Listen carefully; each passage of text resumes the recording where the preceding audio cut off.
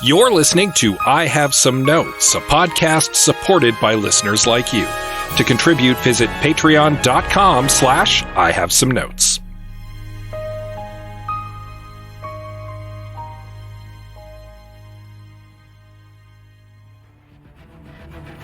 Hey guys, the SAG-AFTRA strike looks like it's finally over. I have a trippy sci-fi movie starring Paul Rudd that would make for a great episode. Ant-Man and the Wasp: Quantumania? No. Ghostbusters Afterlife? Greg, we did that last season. What the hell movie are you talking about then? Mute! What? It's a neo-noir film directed by the Moon guy. It's a Netflix original. I have some notes.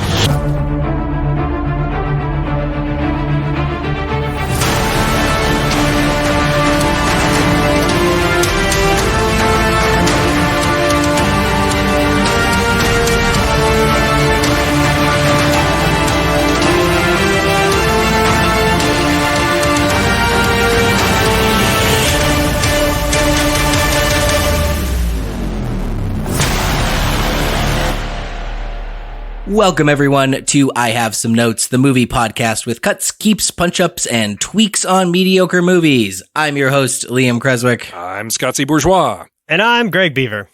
And today we are discussing the 2018 Netflix original film, Mute.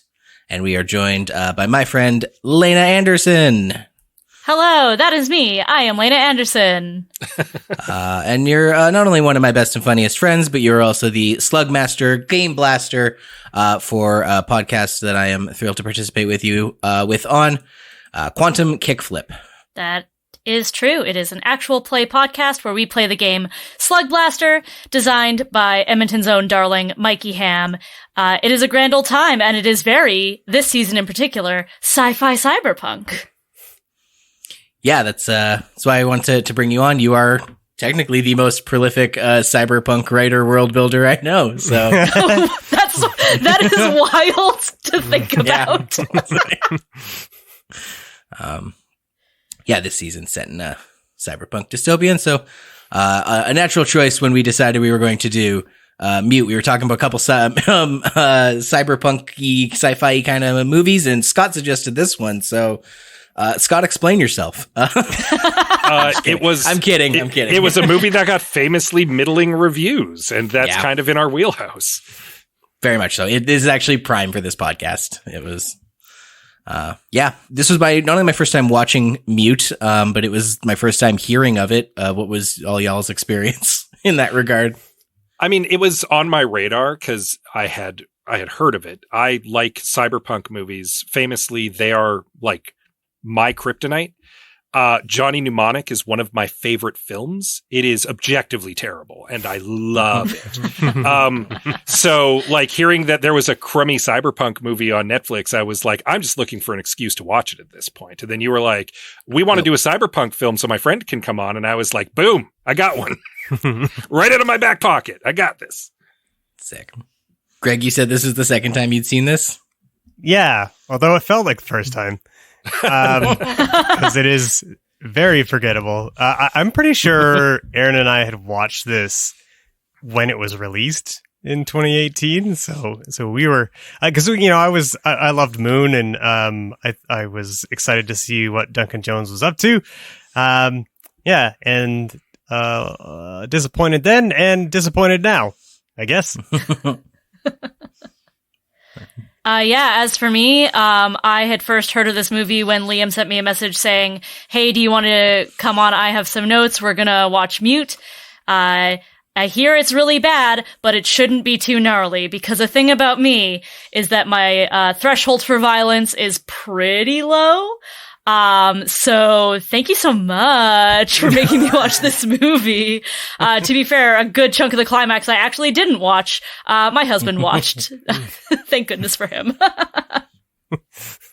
Yeah, there's some violence in this movie. Yeah. There is some. The very first shot is like, oh, is this what we're doing? Okay. Oh, I suppose so, yeah. Mm-hmm. I didn't think, perhaps our listeners have seen this, perhaps they haven't, but we'll hit you with the details here.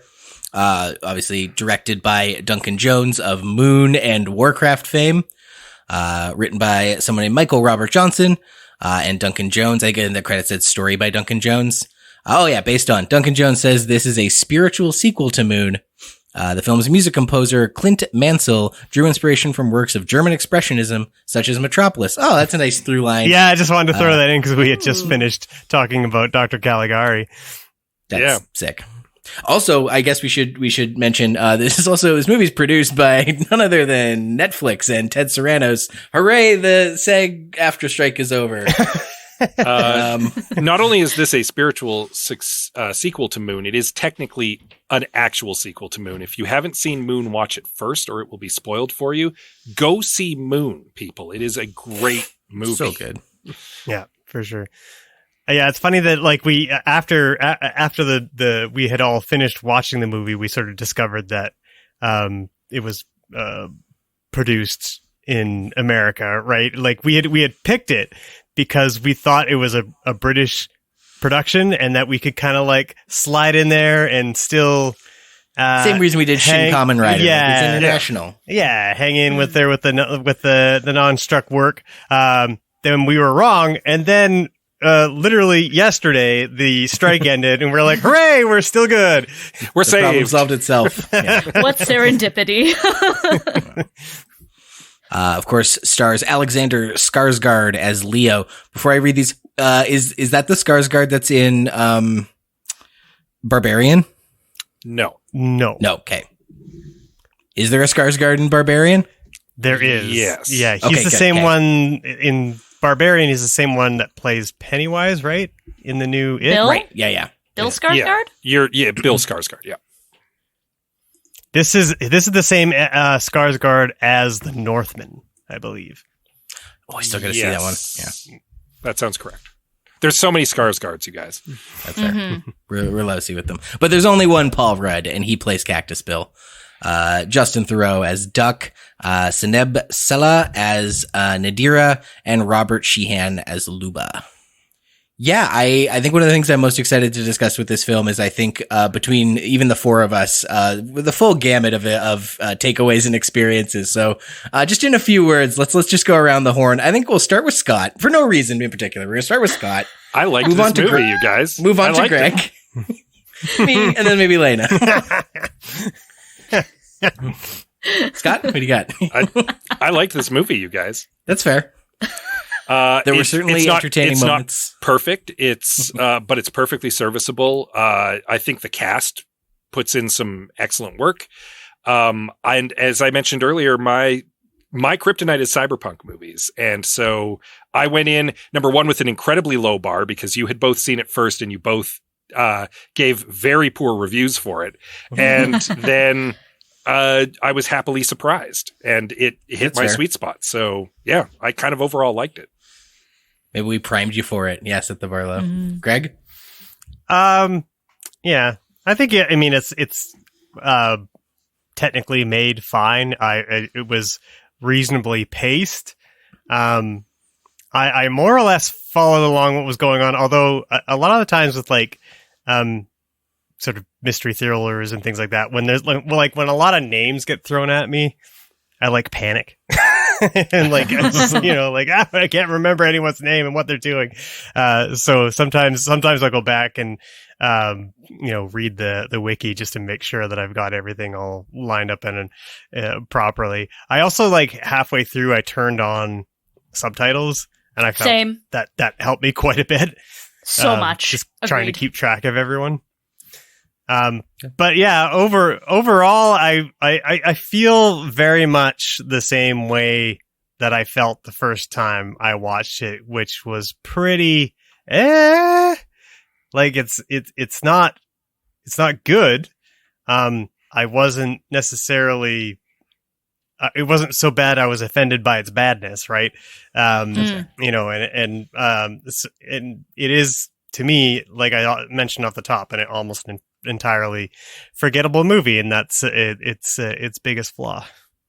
That's fair. I probably feel like I would be with you, Gregg, in the very like meh, forgettable the way a lot of Netflix original films are. This just sort of like banal content. But this one had an obnoxious edge to it that I found very off-putting. I, in fact, even struggled to understand how the movie wanted me to feel about a number of characters, specifically Cactus Jack. Cactus Jack is a wrestler. Right. Thank you. Did I say Cactus Jack? No, I said Cactus Bill when You said Cactus Jack. You said Cactus Bill in the credits, but just now you said Cactus Jack. The credits came. Sorry.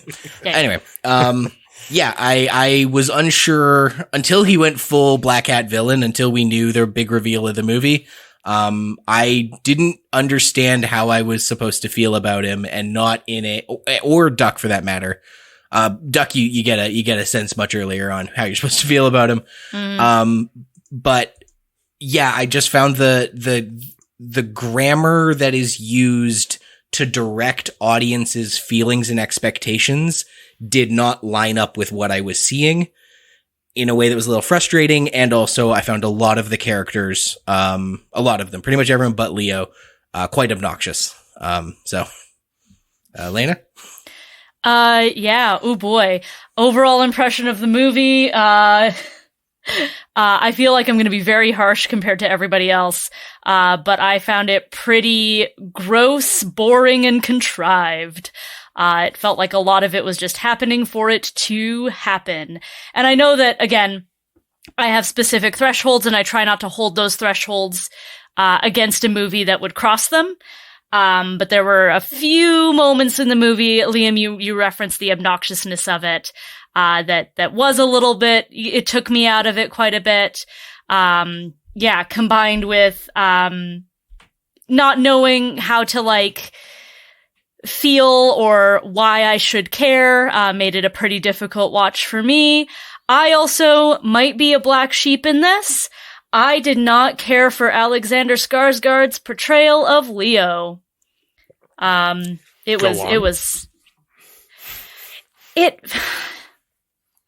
a lot of people, for a lot of actors in their characters, a lot of their acting comes through in their dialogue, in the words that they say.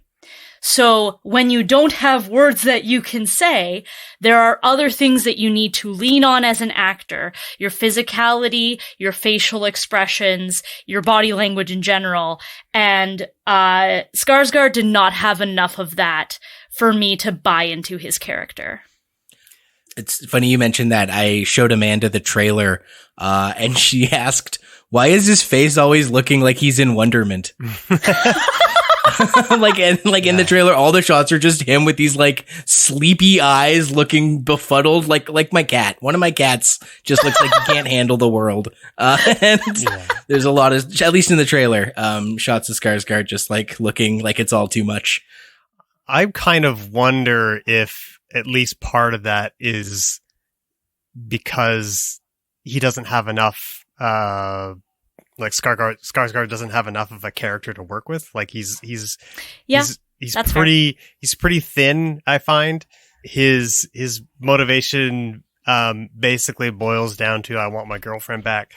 So there's not a lot for him to work with, and it could also be just a lack of direction, letting him know what he's supposed to be feeling and when. So I won't necessarily pin it all on him, but yeah, you're right. He's, you're gonna have to rely on a lot of other things when you can't speak. And unfortunately, most of the time, he just kind of seems like he does have the same expression on his face. Yeah, lack of direction, or he was specifically directed that way, Yeah. He might have been given that direction. That could be the case too, yeah. Yeah, the tragedy is that he's the title character and he's the least interesting character in the movie. By a pretty sizable mile. Yeah, Cactus Bill, Duck, Nadira, Maxim, Luba, all of the other characters are way more interesting than him. Mm-hmm. That's fair. Well, let's let them speak for themselves as we hear from the trailer and a plot summary. Do you know what it is to make your dreams come true, Leo? I've seen you working downstairs. You're a good man. As a barman, should not punch the fucking customer. I don't deserve you, Leo. I love you so much.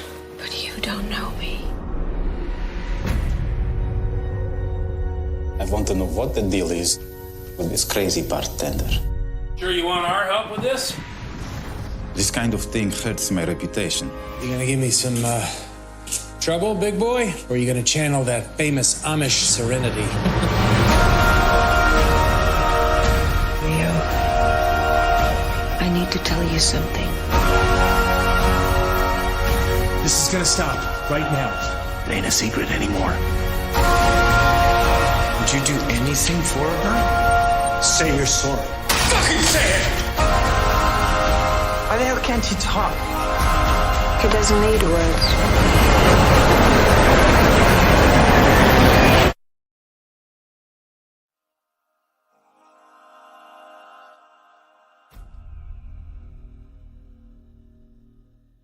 As a young Amish child, Leo was hit by a motorboat while swimming, leaving him horrifically injured. Due to his mother's strict beliefs, she refuses treatment, and he is left mute. The year is now 2035, and adult Leo works as a bartender in Berlin while still clinging to his Amish roots, leaving him a Luddite outsider in a cyberpunk dystopia.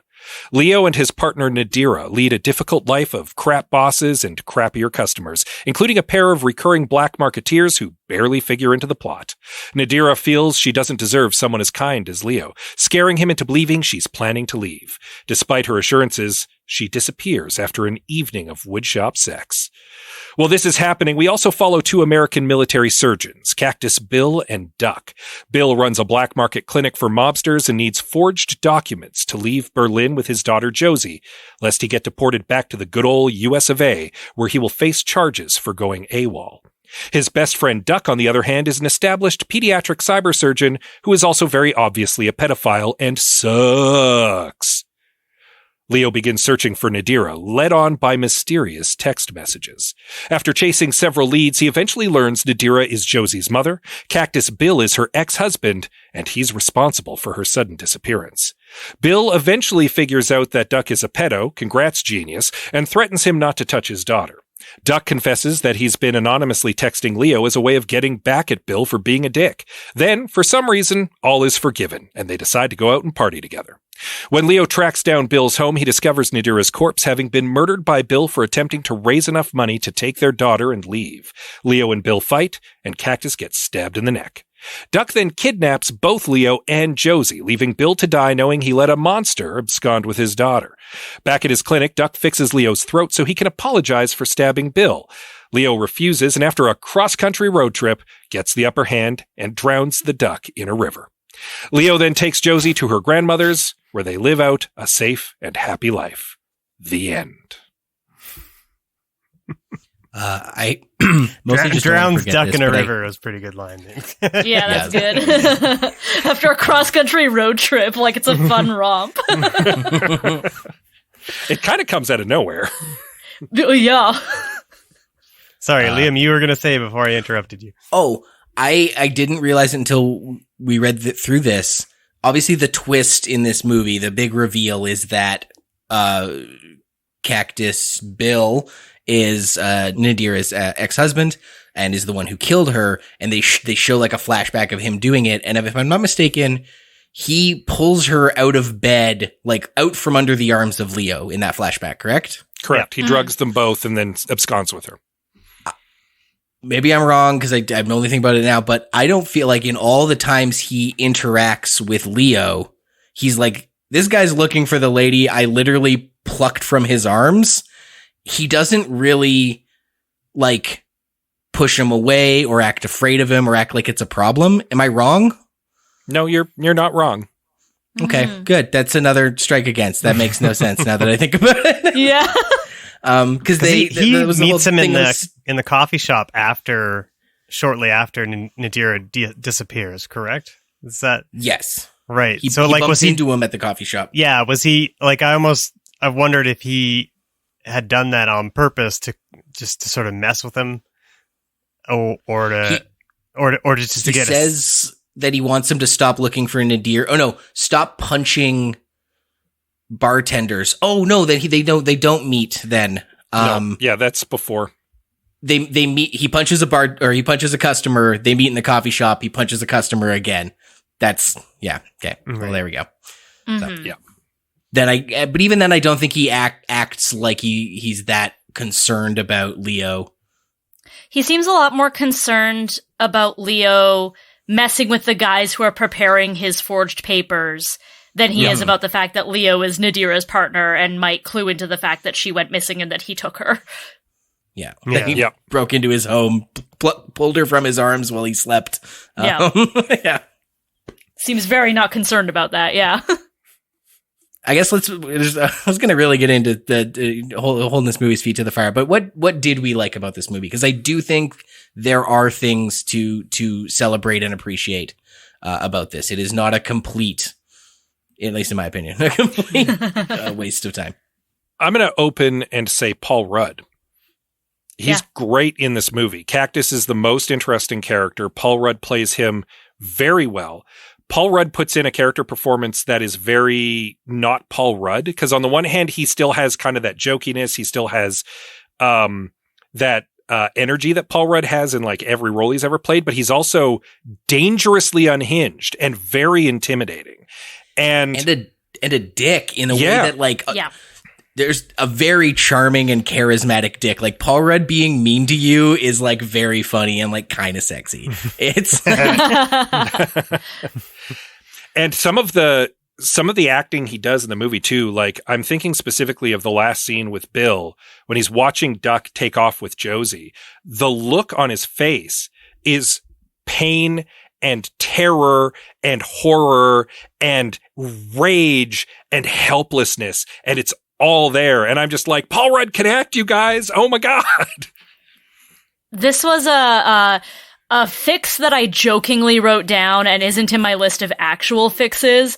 But like partway through the movie, I think when Paul Rudd was surrounded by the military guys who were like, people really want you to come home. I jokingly wrote in my notes, make Paul Rudd the protagonist, because I thought he was so interesting to watch. Thoroughly unlikable, but very interesting. As usual, someone's tiptoeing into my fixes. Oopsie, sorry. Let me get out of here. I want to see him get another chance to do a role like this, like put him in like a James Gunn Suicide Squad kind of movie where he can be like that kind of dick, but with material and direction that can back it up. Because it was great. Yeah, he's great. Yeah. I liked the 20 years in the future world building quite a bit. I know it could be argued that some of the fact that it's in a cyberpunk world is sort of incidental, and I definitely don't think they lean into it enough. Agreed. But what was there, I was quite endeared with. Looked really good. Some of it was thought out, like the fridge and the robots and stuff. Like I like that kind of stuff, and yeah, just would love to have seen more of it. But I do think the world building was great in that context. There's other world building stuff that I have a problem with, but yeah, I don't know. I'm struggling to think of things that I really liked. I mean, we talked about Paul Rudd, which is probably the big standout. And I don't know. There wasn't too much that really sparked my imagination with this movie. Like you mentioned the world building, and I actually felt that it was really flat for the most part. There are some really cool shots though, like that shot in the library. Where they kind of pan and like the lights start like in the doorways that are all leading towards the end of it are all coming on. That was really, really neat. But I think that's just like an existing place. I'm not sure that's an invention of the movie. Like I didn't like, outside of like seeing some of like the vehicles that had sort of the same similar style as the vehicles that were in Moon, where I was like, hey, yay, I recognize that thing. That was about the most excitement I had in terms of like the overall production design. Definitely the thing that you want to feel when you're experiencing a movie is, remember this? Get excited if that's the most exciting part. Yeah. Hey, that's basically any Star Wars movie nowadays. So Yeah. Or Marvel movie. Yeah. yeah. And also, I'll be honest, I'm a sucker for interconnected things. Like, I'm an old school Kevin Smith fan. So anytime it's like, that's just the thing from another movie. It's like the same poster shows up in the background in two movies. I live for that shit. So when Sam Rockwell was there briefly, I was quite pleased. I'm like, anytime people do that, yeah. Yeah, it felt like they were attempting to speak my language, but it wasn't quite. We weren't quite talking the same. Right? They were like, using words you recognized, but you weren't. Yeah. You weren't putting the context together. Yeah, we were speaking in dialects that were just different enough that we didn't really understand each other, right? So that's more or less how I feel, and I feel bad because I should, in a section where we're supposed to talk about I shouldn't shit on the movie, but I just can't help it. Me and Aaron had a long conversation about the world building and comparing it to things like Blade Runner and other sort of cyberpunk films that were much more interesting to look at. Denis Villeneuve's Blade Runner was extremely colorful and things like that, and this one was colorful too, but not. It was it was neon. It was neon, but Yeah. it was the sets had color, but they didn't have interest. Does that make sense? They weren't interesting in any particular way, and there weren't great big futuristic structures to draw your eye or anything like that. I don't know if that was maybe a function of budget, or maybe he wanted it to be a lot more contemporary.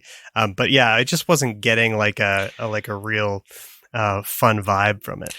I think part of the problem with that is that when you're looking at most cyberpunk movies, the sci-fi elements are baked into the themes and the plot. Mm-hmm. And in this movie, like Liam even said, it's very incidental. The technology isn't there to serve the story so much as just to be an obstacle for Leo. And I feel like that maybe is part of the reason why it just didn't quite resonate.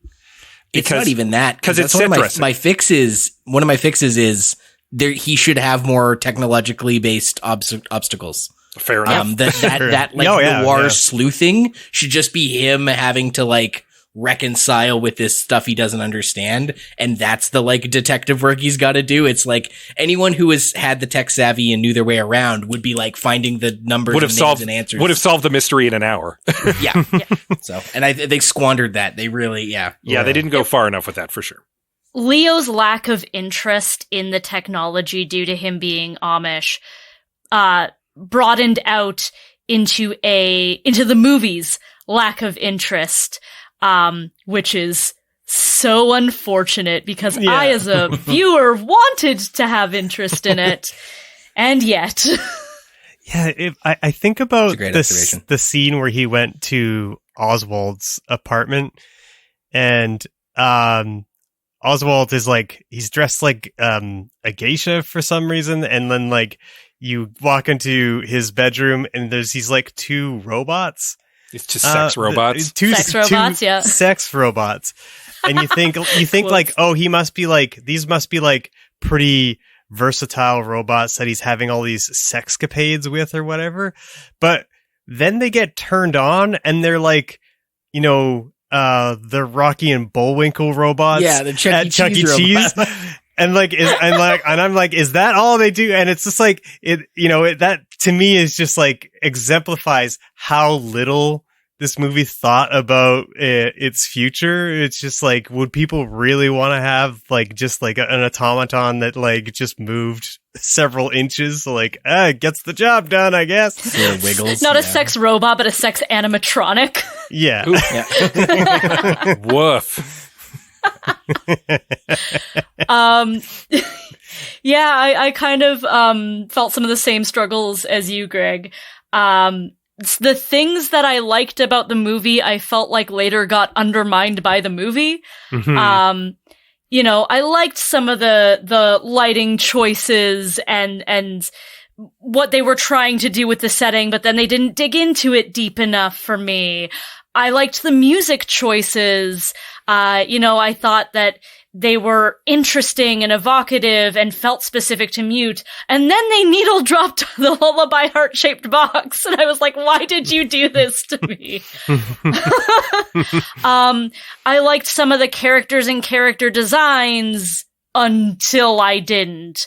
The first time I saw Luba, I thought that was a fascinating choice for a character design. And then they decided to make Luba a, Nadira lookalike prostitute. And I was like, why did that have to happen? One thing I will say that I definitively liked that kind of tied in a little bit to what Liam had said, the food drone delivery service, that was cool. Leo needing to interact with it as a clue was cool. I was hoping the whole movie was that. I was just him having to get information and names and dates out of technology without knowing how to work it and like working. That was possibly my favorite beat of the movie was him getting an address by reverse Uber Eats ordering. Yeah.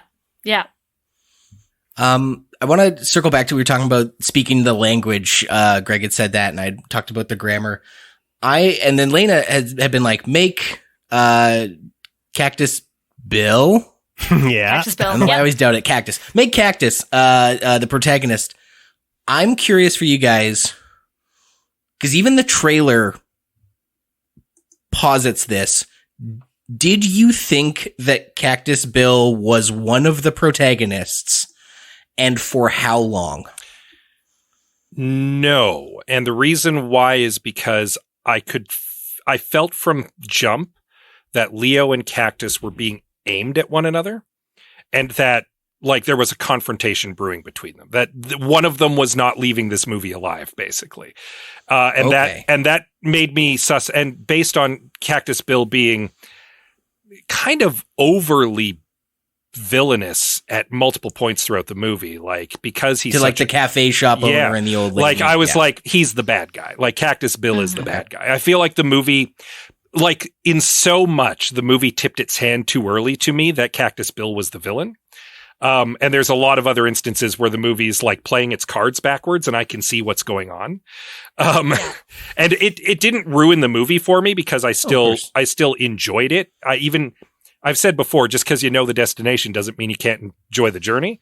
But I feel like that didn't serve the mystery very well. And it ties into my fixes. It all comes back. Anybody else?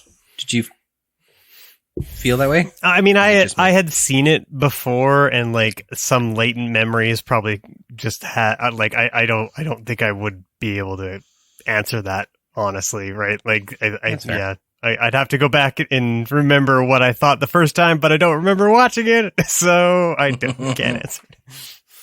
I think I had always known, possibly even from watching the trailer, that Cactus was going to be an antagonist. Maybe less because, how do I put this? Like, my film language brain kind of filled that in. It's like, oh, we got Leo, the protagonist, and we got Nadira, the partner, and then we got Cactus, who doesn't seem related to Leo, must be the antagonist. And I think there was also a part of my brain that was like, stoic protagonist, fun, campy antagonist. That's okay. That's in very interesting because you're absolutely correct. Like the that like dynamic is cooked into language. The words, the language, the grammar I was picking up was we're spending equal amounts of time with Cactus Bill and Leo. Mm-hmm. And even though Cactus Bill's being an asshole, he is very concerned about his daughter. He expresses, he is singular in his good dadditude. Even in the trailer, they include a line of him being like, don't give her any sugar. So I'm like, okay, we got a guy who cares deeply about his daughter and is in a very bad situation. Cause I got the impression that working for the mob, he was kind of like under their thumb. Like he was AWOL, therefore he had to do mob stuff. And so he was like in this really tough, unenviable position. And we were meant to empathize with him. And exactly what Scott said, that he was on a collision course with Leo, but I thought it was going to meet them, maybe at cross purposes for a moment and then team up to take on the big noir bad that was Maxim or Oscar Oswald or some other guy we had never met. And then when it's revealed that Cactus Bill's a fucker, his friend's a fucker, and he's the villain for the movie, I was like, oh, that's the twist. The twist is I've been rooting for the wrong guy the whole time. Oh, okay. I feel like there's a better way to subvert that expectation. It's the movie's trying to make you feel sympathy for the villain, and it does an okay but not okay enough job. And again, tiptoeing into my fixes, I think that the way you fix that is that the movie should be about Cactus Bill. Fair. Okay, then I want to elaborate on that. The movie is asking you to empathize with the villain, and sure, fine. And if that's what it was trying to do, sure, fine. But then what, if that's the case, what point does Duck's character at all serve? Duck is an important plot beat that builds to the finale, and he is necessary, but he is clumsily used by the movie. And this goes back to me saying the movie plays its cards backwards the whole time. He is obviously a pedophile right from jump that let's table the finale for a second. Just the way that, like, if we're meant to empathize with a villain, and then we've got this even more villainous guy that he like forgives, I feel like that also muddies the message. Like, if it undermines do this thing, it undermines it completely. For sure. I might not like that they made me empathize with a villain and then pulled a bait and switch, but if that's what they're trying to do, Duck ruins what they're trying to do in at least that regard. He very much had sidekick vibes for me, where, you know, any of the scenes that involved the two of them were very much through the lens of Cactus. And meanwhile, here's his friend being a shit. And the fact that he later, becomes the guy who drives the finale felt really weird because of the sidekick vibes he had the whole time. Which, you know, tiptoes into one of my fixes where he stays the sidekick and Paul Rudd is the villain all the way through. But yeah, it was weird to me. His character was weird to me. What his character was about was weird to me, especially the fact that Cactus was like, don't you dare, don't you do a single fucking thing, don't you even ever look at my daughter ever again. 3 seconds later, I got my papers, we're best buds. Like, yeah, that scene drove me nuts. Agreed.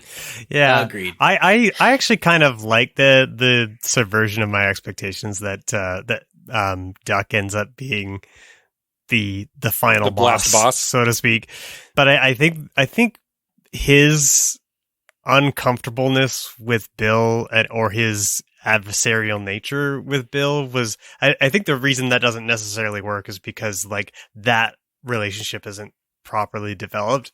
Like, I kept reading it throughout the movie like that Duck is like kind of loyal no matter what. So like when he was like, oh yeah, I was like secretly texting Leo, and I was like, why were you doing that? Like, so weird. So the movie can happen. Yeah, like I mean they're really he had no even real. Had he even met Leo? I can't remember. Not like, really. Like it was just so strange to me that had occurred, and it there's not a lot of conflict between them early on in the movie to sort of suggest that kind of action. And I feel like if that sort of if their relationship was more adversarial in the early going, and maybe they sort of like talked about their sort of like disagreements and things like that a little bit more, then maybe that would have helped that ultimate switch and subversion of expectations. I can see the structure of what's going on here, but it's not well executed. And that is that Bill and Duck have a contentious relationship that is driven by Bill's personality. It's very one-sided. He's very dependent on Duck, but he's also very mean to Duck. And Duck loves him, loves Bill, but he hates Bill, but he loves Bill. And that's the relationship that they have going on up until Bill threatens to expose him. And Duck, to protect himself and to protect his lifestyle and to protect his business, betrays Bill at that point to Leo, leading to Bill's death. And then to rub salt in the wounds, he then absconds with Josie and kidnaps Leo, leaving Bill to die, seeing this happen. He is a monster. And then he goes on to try to get Leo to apologize for killing Bill because he's messed up and he's projecting his own guilt on Leo. And that's why he wants Leo to apologize to him. Mm-hmm. And that's why he's the last boss. I can fully track his character arc through this film, but it's very clumsily done, you guys. It's very clumsily done. And there is a way to make it work. And I have that kind of baked into my idea.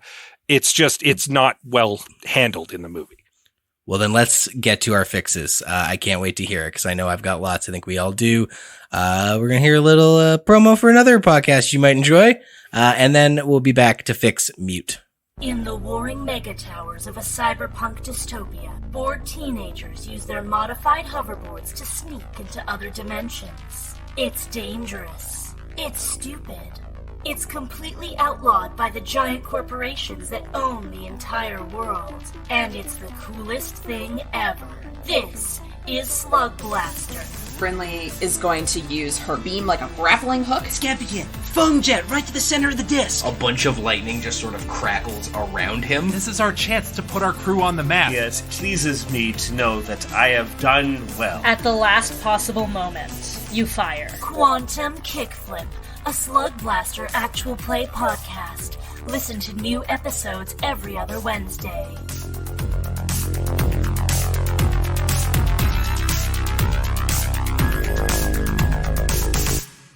Welcome back to I Have Some Notes. We're going to fix Mute, unlike Leo's neck. Thanks, Amish mom.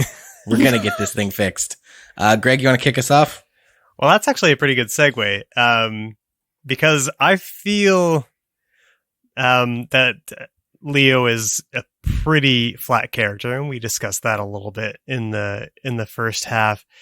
And I thought that one of the ways that you can kind of give his character much more texture would be to change the circumstances of his accident that leads to him becoming a mute. I think that if it's a little bit more dramatic in the sense that like Leo is actually trying to save his sister who is drowning. He dives into the water to try and catch her as she's sinking. And then he runs out of breath very, very quickly and he panics. And then he tries to quickly get up to the surface. And that's when he runs into the boat propeller. And that causes that accident. And like, the reason I think you need to give Leo more motivation and more, and I feel like he needs to be a bit more of a tortured character. You know, his thing is that he just can't seem to save the things that he loves. And I feel like this also gives you an opportunity to explore that through his various swimming scenes where he's like, you know, trying to hold his breath and things like that. Like, it gives him a reason to do that because he's holding his breath because he's challenging himself to do the thing that he couldn't do when he was a kid, which is to be able to swim deep enough in order to save his sister. And I love the metaphor of him now having to dive deep into the underworld and not come back up until he's found what he's looking for. Sure. Yeah, for sure. It also plays obviously into the ending because now he's been spending all this time building himself up that he can hold his breath long enough that he can kill Duck by sinking along with him, right? Which is more or less like how things are supposed to be, but it's just not like red is clear. But I really liked the idea of giving him much more of a tortured soul, so that you can kind of feel why he's so concerned about Nadira and why he can't why he's determined, why he can't give up on her, and then why it hurts so bad when he can't save her, and then he ultimately is able to save his daughter, right? So like then he kind of has some more in common with Cactus Bill, who's working to get his daughter into a better place, and that kind of stuff. So I don't know, makes him a better foil. Yeah. So that was a very small thing, but I just feel like he was so flat. He just needed so much. He just needed more oomph to him.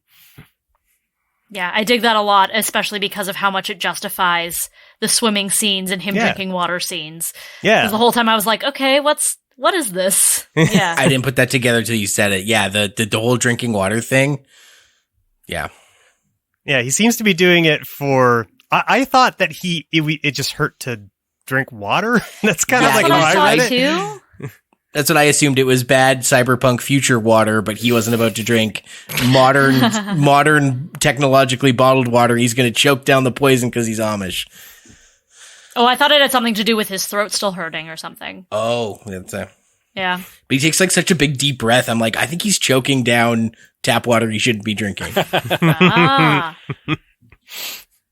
My read on this movie, I think I was way off. I think I don't want to admit this movie might have gone over my head, but I don't think it's like quite like that. But that could be a fix, though. Is like you get the neon lights and the advertisements, and like part of it is like always remember to drink bottled water. Did Gregg's thing there inspire anybody? It's okay if Leo's a little flat if he's not the main character. And I think it's finally time to unveil my version of the movie where we follow Cactus Bill, and he is the main character. He's the more interesting character by far. He is an interesting he's portrayed kind of as an anti-hero. He'll ultimately still be a villain in my version. And the way that we do that is we just have the movie start with Bill. He's in a bad place. He's this AWOL soldier. He's working for the mob. He's trying to look out for his daughter. He's got his morality pet, who is Duck, his old war buddy who runs a legitimate business locally and is trying to help him out. And now there's more pressure on because all of a sudden there's this implacable man who seems to be hunting for him. And Bill doesn't understand why at first, because he'd even go as far as like, I'd have him literally say like, I'm better at making enemies than I am making friends. Like this guy could be a bounty hunter looking for the bounty on AWOL soldiers. He could be some mob guy who's pissed off at me. Like, I don't know who this guy is. And when it comes to Josie's mom, we only ever get oblique references to his ex who's out of the picture. And it kind of can be framed a little bit like she's just gone. So that we still have like that Act 4 twist where Bill turns out to have murdered her because she was going to take off with Josie. And Leo is after him because of that. And Leo's still the hero, but he's just been this like Jason Voorhees character in the background, murdering his way through the mob to get to Bill. And it takes Bill most of the movie to figure out why. Like, it's not my fault you fell in love with my crummy ex. She threatened to take away my daughter and I killed her. But because we've spent so much more time with Bill, he's much more sympathetic. And so it's more of a betrayal almost to us that he actually did murder a woman. He did a bad thing and he's getting his comeuppance and he deserves it. I still think that we have him get sold out by Duck, his morality pet, because we do still have the reveal that Duck is a pedophile, but it's much more slow burned and it's not so obvious, so that when he does figure it out, it's a bigger betrayal. He calls out Duck on it and Duck immediately sells him out to Leo to protect himself. And then Duck still ends up as the final act's villain because the mask is off. It turns out he's not a good clean cut guy. He's actually the worst monster in the bunch. And we want Leo to who's now the hero, who's now unveiled as the hero to save Josie. Because at the end of the day, Josie is the person who we're rooting for, even through Cactus's story and even through Leo becoming the focal character in the end. It's all about this little girl and getting her out of this terrible situation. That's great too. Yeah. The like having, once we learn Leo's actually the one on the righteous path to justice, and then giving him this even more bigger foil. And then I love everything you said. That's a sick fix. One of my small notes actually then needs to be highlighted for yours. We need way more out of Josie. We need her to be an actual character and not a MacGuffin. Absolutely. 100%. So that but if way, we're spending more time with Bill, we get more time with Josie automatically. So then when it's like, when Bill dies and like, oh fuck, Bill's a monster, we're like, well, but we all still love Josie. Yeah, like, we all still love Josie. Absolutely. She's the through line of the movie. She's the through line of the plot. Rather than Nadira being the through line of the plot, Josie is the through line of the plot in my version. She's the fulcrum around which the rest of the movie is revolving. And I think that makes for a stronger movie with a more interesting character, a more interesting Act 4 betrayal, because now we, the audience, are like, oh, Bill, you did a bad thing. You deserve this. Like, oh, yeah, for sure. And again, a much slower burn with Duck, so that there's little clues, but they're not so obvious. And in hindsight, if you were rewatching the movie, you'd be like, oh, dude, this dude was a pedophile the whole time. Like, but it's not so, like the first things out of his mouth aren't like, oh, schoolgirls grow up and then they're ruined. Am I right? Sick. That's my I honestly like what you said better, so I have a lot of my notes I'm not even gonna bother mentioning. But I'd love to, Laena, I'd like to hear what you had to say, because I think you're gonna cut a lot of things like I want to. So I'll let you. Yeah. So I was almost on the same wavelength, where we keep a character hidden for a while and don't reveal them. But I chose not the same character. Please tell me more. I guess my first note is sort of I kind of followed the plot of the movie itself a little bit more in my fixes. And one of the first things that I think I would do is maybe not have Leo be Amish. The reason that he doesn't understand and interact with cyberpunk technology is not because he's Amish, it's because he can't speak. And so much of the cyberpunk technology has evolved around voice activation.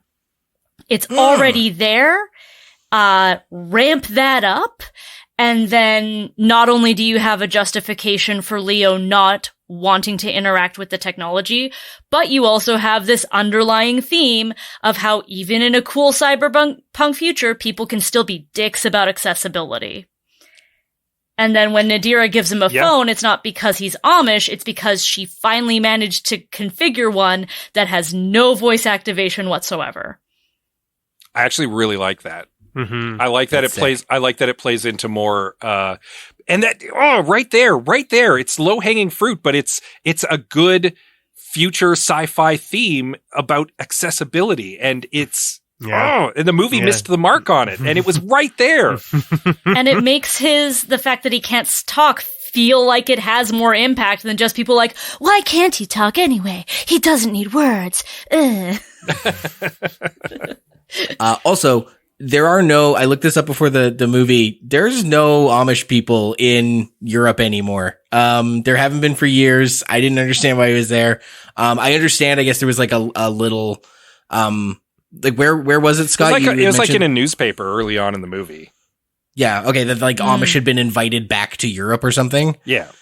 Yeah, it's a real ham-fisted way to get a Luddite, is just be like, there's an Amish guy in cyberpunk Berlin 2035. It's like, no, there isn't. No, there isn't. I know our imaginations, anything can happen, but there's no good reason. Yeah. No, especially then because his Luddite-ness doesn't really factor into the plot a whole lot anyway. So, like, yeah, it's really superfluous. Yeah, there's not a lot that digs into if he him loses being wood Amish. carving. If he loses wood carving in Lena's version, it still works. He can still enjoy wood carving. It's fine. Yeah. You don't need to be Amish to enjoy wood carving. Yeah, not hashtag not all Amish. So that was kind of a minor thing because I was like, why is this here? So my fix for that is it's not. And helps narrow that focus a little bit more. The sort of bigger, broader fix that I have is that when Nadira goes to Leo in the middle of the night, and she wants to tell him something, she tells him the thing. She tells him that she has a daughter and that she is looking for her and wants to get her back. And then when she disappears, there are stakes, and Leo is motivated to look for her. Who is the daughter? We don't know, because we don't see her until way later in the movie. Cactus is getting papers. He's getting papers for two people. We can assume the whole time that he's getting those papers for himself and for Duck. Ugh. But then, when he finds out he's a pedophile, first of all, sure, Duck can be gross throughout the whole movie, and Bill is upset every single time. And us as viewers can think, yeah, you're right, that is a super gross thing. But when he finds the cameras, he doesn't forgive Duck. He kills Duck. And then he gets that same call that his papers are ready for two, yes, good. And that's when we can find out that he has a daughter who is in fact Nadira's daughter. Oh, so good. That's so elegant. And then my final two little things are, I don't think that Leo should ever talk. And if you want Josie to not talk, that is also a valid choice, and then you can keep the parallel between them.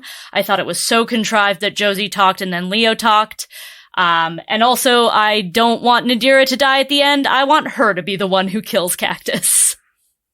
In your version, rather than him fridging her, he's just like got her locked up in the basement or something? Yeah, and maybe she's actually able to like send some texts out to Leo. Maybe she's actually the one doing it and trying to give him clues to where she is or something. Yeah. Yeah. Not Duck doing it for no reason? No strange reasons. Yeah. We both had ways of tuning up the existing plot in interesting and different ways, which I kind of liked, actually. It backs up my original feeling that this script is half-baked. It really is something that needed like another draft or two before it was ready to actually get filmed, because there were a lot of things that just hadn't quite been ironed out. Yeah. And the fact that like we could take two wildly different approaches to fixing basically the same material, like... I love it. But also kind of come to similar conclusions. Yeah. Of like what needed to be, what information needed to be withheld and how to better dole it out. Yeah. Or where what the plot needed to revolve around. Yeah. Yeah. Yeah. That's great. I like both of those. I'm going to breeze through mine because I think you guys did a much better job than what I was going to say. The case I was going to make was I think you could cut the whole Duck character and storyline, and it would not change much, other than it can end with a knife to the neck. You find out that the guy you just killed had a daughter that you did a doodle for earlier, and you take her to grandma. If you need an additional threat post neck knife, then it's just the guy that we thought was going to be the big bad, like Maxim or Oswald or whatever. But again, I think your guys' was more elegant. But my case was going to be cut Duck entirely. I didn't like the character. I thought he was like, it's just, and I felt like the scene in his office when he's like videotaping that girl. Again, I was like unsure how I was supposed to feel. Like, is this being played for laughs? You can cut that scene completely. In my version, you never get Duck's perspective. It's either from Cactus's perspective or Leo's perspective. Yeah. I think what I found distasteful about that scene was like how much we kind of like lingered on it. I mean, like it doesn't. I don't know.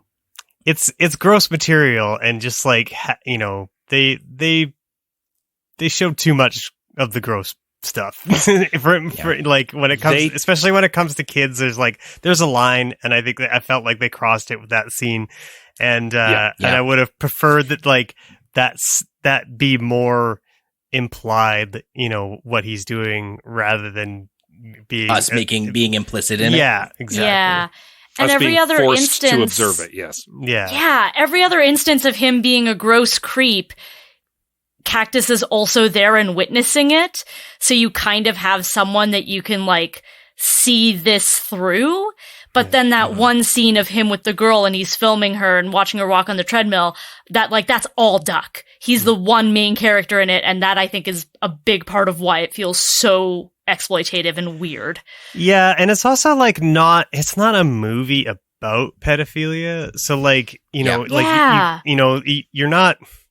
they're not really commenting on pedophilia. So it's like in a movie where you are approaching that subject matter to deal with it, then I can understand that scene more. I'd still be just as uncomfortable as I am watching it now, but like, at least I understand the purpose for seeing it. And yeah, there's no, it's like when, movies use rape as a texture. It's like, I don't need or want to see this. You can imply that it's happening, but like, if you're not going to deal with that subject matter directly, then you need to approach it from a different angle as a filmmaker. And I think that's the mistake that they made here. Yeah. Yeah. Again, the character is very clumsily handled in the existing film. Yeah. My other notes I'm going to bang through them quick because they're more just little detail ones because I also want to get to our awesome listener comments. But I didn't like most of the dialogue in this movie. If it wasn't outright homophobic, transphobic, sexist, misogynist, whatever, ableist. it also was just like not very good. It just like some of the regular dialogue was not. I think the only time I genuinely laughed was "No, I'm a wall, you're asshole." Or I fucked it up. I'm at a wall, you're a hole. But the only time I laughed, and even that, he gets a line in at the end of that scene, and it cuts like a second too soon, and it cuts off the joke. It was really so. And what I'd love to replace the dialogue with, is like true noir, like rat-a-tat, like, hey, maybe they don't have to do the transatlantic accent, see, but they got a little more like, the rat-a-tat dialogue that comes with a noir movie, mixed with cool cyberpunk slang. One of the things we take great strides to do on Quantum Kickflip is use cyberpunk slang. This is some Wizard Chrome, chum. Yeah, exactly. Yeah. Mix that with noir rat-a-tat dialogue, it would be sick. And they didn't do any of that. We know from Quantum Kickflip, like a lot of that was spearheaded by Robin, who was on the podcast. It doesn't take much. Find your alternative for fuck. Find some of the things that if you're like cool, sick, awful, brutal, and like swap those in, boom, you got your cyberpunk slang. It's super easy. Yeah. Those guys got fragged by that trog. Gregg. And I had mentioned this in the first bit. I think it works very well with either of your versions. Whether it's Leo, the quote unquote antagonist in Scott's version or Laena's more true to as we see things here. I was really excited to be like, okay, cyberpunk guy who doesn't understand technology and he's got to solve this mystery. I wanted to see him doing sleuthing work in the form of figuring out technology in Scott's version or having to navigate the challenges of accessibility in Laena's version. But like I said at the beginning, anyone who was tech savvy would have solved it right away. His sleuthing is due to this language barrier. Cause I loved the bit where he reverse Uber Eats in order to find grandma's, he did the phone book for grandma, but, for Oswald to the delivery thing. I love that. You could have done that. The whole movie could have had legs. And if you cut Duck like I want to, you can fill all the Duck time with him having to figure out how to work a vending machine. I will say something I didn't mention earlier on. One of the set pieces that I kind of liked is his analog car chase against a flying car. Yeah, that was fun. Because I've never seen that in a cyberpunk movie before. You see flying cars all the time, but a dude having to do like a ground car and trying to like tail a flying car. I was legitimately like, that's actually kind of neat. I like that. Yes, except for when he steals that car, it does look like he's able to hotwire it by just jiggling the gear shift. And I'm like, oh, you can cyberpunk wheel cars. You can start by jiggling the gear shift. Even an Amish guy can figure it out. I thought it was a valet situation. Maybe I misread the scene. What I thought. That's fair. Because someone was like, Maxim's car is ready, or something. Yeah, and then he goes in and he starts grinding the gears. Yeah. Drives off with it. Yeah, and then there was just that scene where someone named Nikki had these like black mask goons that look scary as hell, and they never come up or come back or show up again. It's like the arms dealers, the black market guys dealers who and harassed the military Nadira guys. and the military guys. They're all very incidental side characters who don't factor into the plot again, and that's a shame because in all three cases, I was like, I'm interested to learn more about this. At least with the Black Marketeers, they are relevant to one plot beat once. Yes. The Black Mask guys aren't relevant at all. No. That's they're another never example. used. Their character design was, so good. And it felt like that was the only reason they were there. And it's like, no, give me more. I want more. And I gotta end this with just a quick question, because it seems like I didn't track a lot of what was happening in this movie. Yeah. Why was it ever explained why there are so many American military guys AWOL in Berlin, and why is it such a pressing matter? Like top of the news headlines, public service announcements on the streets. See if you see something, say something. There's a new Cold War. Don't be shy. Screw that guy was the announcement. Yeah, there's a new Cold War going on, and there was a conflict in Kabul where Duck and Cactus were stationed before Cactus went AWOL. And yeah, it's been dragging on, and a lot of the American soldiers who are stationed there have just started to like abandon their posts so they can go back to their families and stuff. It's just like the Amish stuff. It's in newspapers. You have to pause the movie and read the background I didn't know material. why either. I was in the same boat as Liam. Wild. That feels important. That's annoying, because you know what else is also, you got to pause to catch it? The Sam Rockwell cameo. Yeah. Sam Rockwell cameo, blink if you miss it, great. Key world building explanations, blink and you miss it, no, please be a little more explicit. Yep. Yeah. Speaking of being explicit, we have listener comments. Thank you to everybody who contributed. We always love to hear from you. If you follow us on social media, we ask for them. Give us your thoughts. We love reading them on the show. Robin from Cinematological says, "Oh, I hated that movie." Him and a lot of other people, it seems. Well, at least he has seen it. Allison Borealis says, "I love Mute because it's part of the Moon universe and the overarching themes were so fascinating to me. Was Mute best served by being a Netflix film? No. And it needed some work. It needed some punch up. I think we all agree. But I mean, from what I understand, Ducan Jones kind of envisioned this as like a trilogy of like cyberpunky films, and there's like a third one kind of in the oven right now. And I believe I'll watch the it. I'm interested to see. Installment was finished in comic book form, as I understand it. Really? Yeah. I had not heard that. Well, I'm going to have to go read a comic book now. Interesting. And probably for the best, not too many of our listeners saw this particular film. So we then also decided to ask folks on our social media and in our Discord, what is the best and worst Netflix original film? Friend of the pod, Robin Slack says, I watched Mute with Laena. Hey, I know them. I watched Mute with Laena in preparation for the episode, and I can confidently say Mute is the worst one. Someone needs to go out there and see Bright.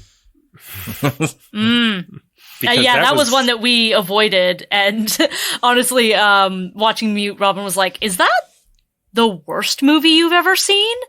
And I'm like, I don't know if I would say it's the worst, just because I don't feel confident enough putting Mute in that particular category, but it's low, I suppose. I mean, we watched maybe Blues worst Brothers. Netflix original, because I didn't watch Bright. We watched Blues Brothers 2000 for this podcast, and it was objectively worse than this movie by a wide margin. I don't know about that. I'd watch Blues Brothers 2000. I'd watch it again. It's been a long time since I saw it, but I remember having fun with parts. Yeah. It's got Aretha Franklin's not in this movie. Anyway. But that's fair. Yeah, it's not even the worst movie I've ever seen, or even the worst one we've done on this podcast, but it's definitely one of those ones that's been pretty memorably bad. So, somewhat agreed. Robin, at Fernby Films says Death Note. A strong argument can be made that it's one of the worst films I've ever seen, and I've seen a lot of films in my 48 years. Oof. I never watched Death Note. I did watch that new One Piece, and it was pretty good. So maybe they learned some lessons from the famously bad Death Note. Yeah. Fernby Films continues. Most others, even Mute, have some redeeming factors, strong cast, poor scripts, etc. But Death Note was hateful, dreadful, clusterfuck of awful. The best? The recent All's Quiet on the Western Front was masterful. Glass Onion ranks pretty high too. Yeah, Glass Onion was pretty good. Yeah. Yeah, that would probably be my pick. Yeah, I believe I had picked All Quiet as my favorite movie of 2022. Yeah. So yeah, it's up there for me as well. It's definitely up there for me too. Chris says it's a tough question because they're all so forgettable. Gray Man wasn't great, but Six Underground was terrible, and Gunpowder Milkshake and Mute were rough. Yeah. Yeah. Greg famously didn't like. Yeah. Yeah. It's at the bottom of my list. I think I've suggested it for this podcast a couple times, and now I'm going to stop doing that based on hearing you talk about it's a movie with an interesting premise that completely squanders all of its potential. Like, it's got a stacked cast, it's got a great idea, and it just totally, like, it takes one step across the starting line and just biffs it right on the face. Yeah, it manages to be so boring, and that's just criminal given the cast that it had. They conclude, for best, robbing Mussolini wasn't exactly amazing, but it was less bland than most of their stuff. Herman from Modern Manhood says, The Gray Man is absolutely the worst. Marriage Story, I think, is the best. The Irishman, a close second. Yeah, Gray Man's come up a couple times here. Have any of you seen The Gray Man? No. I heard too many bad things about it. Fair enough. Cody says, best, The Other Side of the Wind. Not familiar with that one. I have to look it up. Worst, Red Notice. Netflix honestly has a lot of really great original films. It's a shame they don't promote all of them the first week, if at all. Also, I tried taking a quick look at their list and tried not to add Red Notice, but nope.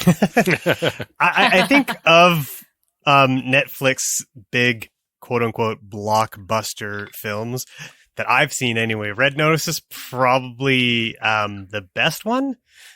I would say it still has some of the same mediocre trappings that the rest of them do. This is sort of like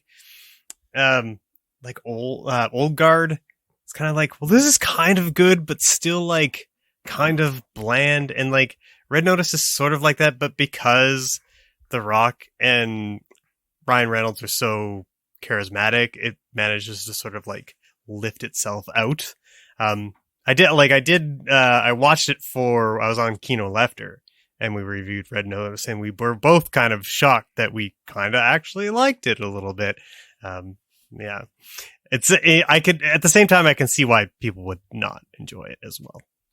Jeff Samsonow says, some other good ones include The Wonder, The Killer Nurse, and Prey. Shout out to Beasts of No Nation and Defy Bloods on my list to watch. Kate was as good an action movie on Netflix has made. Was as good an action movie as Netflix has made. Yeah. Now, Prey isn't a Netflix film. That's a Hulu film. That's a Disney Plus. Yeah, Hulu. Yeah. I was wondering, maybe it's a different Prey. It's entirely possible, but there's a couple movies called Mute. So yeah.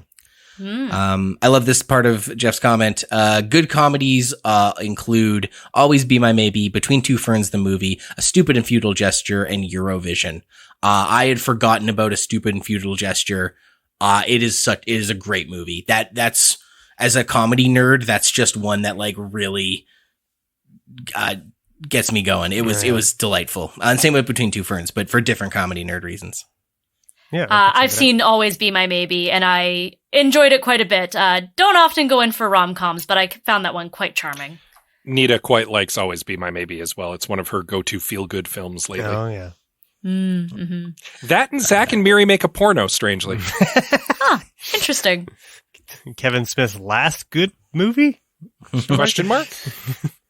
Jeff continues, To Catch a Killer was bad and a waste of acting talent and my time. Gotta give The Ridiculous Six dishonorable mention, even if I'm never gonna watch it. Cool. And that's been our episode on Mute. Laena, thank you so much for joining us. Where can folks find Quantum Kickflip or other things you do? Look us up, quantumkickflip.com. We are on all of the streaming podcatchers. Season 2 is going strong, and we have an entire first season that is a ton of fun. Quantum Kickflip is my main podcast endeavor, but if you are an Edmonton pal, I am also part of Liam's sketch group, The Debutantes, and we put on a showcase called Odd Wednesday every month. I am also part of Sorry Not Sorry Improv, and we do improvised shenanigans at the Grindstone Theater. I'm just very proud of Quantum Kickflip. Anytime we can talk about it. This second season is cyberpunk themed, but both seasons I've always described it to folks as Doctor Who meets Degrassi meets Tony Hawk's Pro Skater. Yes, you're so right. It's so much fun. I've had such a blast with Quantum Kickflip. And you can follow us, facebook.com/I have some notes, at I have some notes on X. But most importantly, please join us on our Discord server. We're having some great chats. We're talking West Ball movies. We're talking, movie trailers. It's a lot of fun. You can find links to the Discord server, by going to ihavesomenotes.com, checking out our link tree. And wherever it is you are listening to this, please subscribe, rate, review on your podcast app of choice. Yeah, it is important to go check out our Discord, but it's importanter to go and check out our Patreon. Go to patreon.com/I have some notes right now. You can throw us a little bit of monthly financial support so we can keep the lights on around here, and we appreciate everyone who does so. Extra special times. And yay! The SAG strike is over, which means the limitations on the types of movies we are going to do is lifted. Thank you so much to all our listeners for sticking with us while we experimented with the show and tried to stay in solidarity as much as we could with the striking writers union and actors union. But this means we get to get back to reviewing some blockbuster trash. And boy, am I excited, because first up is going to be the much maligned The Flash with Michael Keaton and that guy who sucks. The person who sucks. That person who sucks. Yeah, the person. Oh, I'm sorry. Yes, that's right. A person who sucks. Until then, I've been your host, Liam Creswick. I'm Scott C. Bourgeois. I'm Greg Beaver. Keep watching the skies.